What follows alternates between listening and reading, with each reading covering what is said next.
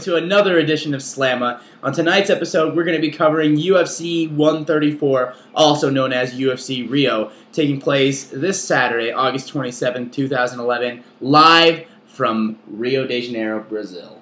Yeah. It's going to be a good show. We're going to talk some of the fights here. We're going to go over the Spike TV card as well as what fights you should see on the pay-per-view. The first fight on the Spike card is going to be Spencer Fisher versus Thiago Tavares. This fight is going to be a pretty good fight. Spencer Fisher, he's definitely looked like he's been doing a lot better lately. And Thiago Tavares is always a game opponent. This is going to be a pretty interesting fight. Yeah, then the next fight is going to see Dan Miller of the Miller Brothers taking on Rousimar Paul Harris. Again, should be another good fight. Both of these guys can work the submissions. They can work the stand-up game. So it's going to be hard to pick who's going to win that one. Dan Miller brings it. I'm kind of interested to see how Paul Harris handles this fight. He's tough. He's the tree stump, I think is his nickname. Yeah. Like that. I don't know. Anyways, guy's got amazing leg locks. He definitely torques them and hurts a lot of people. We'll see how Dan Miller holds up against Paul Harris. Yeah.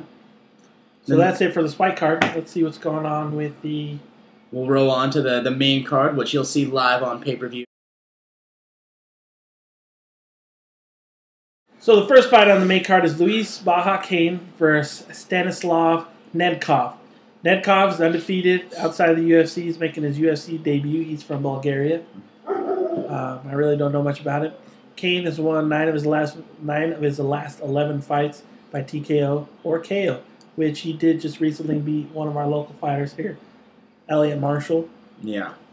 It's kind of interesting fight. I hope it's a stand-up. Yeah, I think Nedkov's had a couple fights won by submission, by knockout. So, I mean, this one potentially could be just a stand-up war, but it'll be interesting to see what Nedkov brings to the UFC. So then the next fight of the night sees Edson Barboza versus Ross Person. Barboza is 8-0, and 6 of those wins come by knockout or TKO. So the last few fights for Person, however, have gone the distance, but he's been known to win by knockout or submission occasionally. So another one of those fights where, it's hard to predict. Could go either way. Yeah. Ross Pearson definitely has good stand-up. I want to see how this fight plays out. Barboza is another fighter that tends to be in those exciting fights, and Pearson is going to be ready for that fight. Next, we got local guy here, Brendan Schaub versus Minotauro Nogueira. Yeah, my training partner, I always say. Yeah, and by training partner, I mean I did a 3-hour seminar with him a couple years ago, but it's always nice to throw around those pictures of him choking me out, and I'm pretty sure that for this event I'll have that picture as my Facebook profile picture.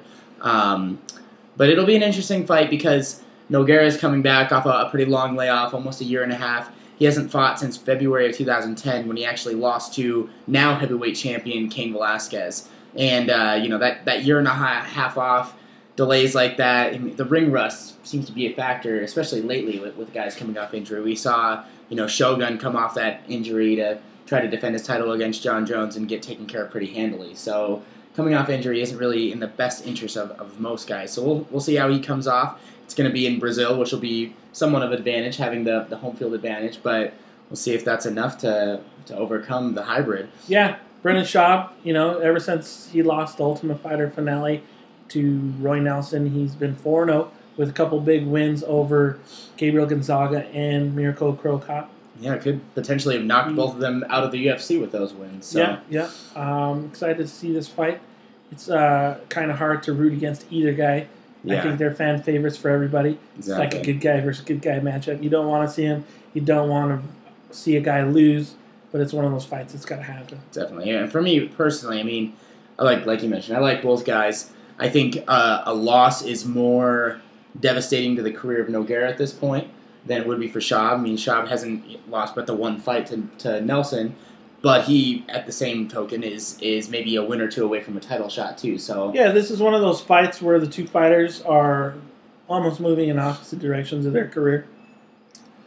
Hopefully, Nogueira comes out, puts up a good fight. Like I said, this is one of those fights for the fans. Definitely. Where they're going to like either guy. Hate to see the guy lose. Happy for the guy to win. It's going to be a good fight. I guarantee it. I just hope it's a war. I hope it doesn't end up like Lieben and Wanderlei Silva does. A couple months back. That it's kind of disheartening, but it very well could end up like that too. So we'll just have to see how it plays out. Yeah. So the co-main event has Mauricio Shogun Hua versus Forrest Griffin. Gonna be a good fight. Shogun just lost the title where he was dominated by John Jones. That was a rough one to watch. Where Griffin has a couple of decision wins over Rich Franklin and Tito Ortiz. Yeah, this fight is actually a rematch, much like the actual main event.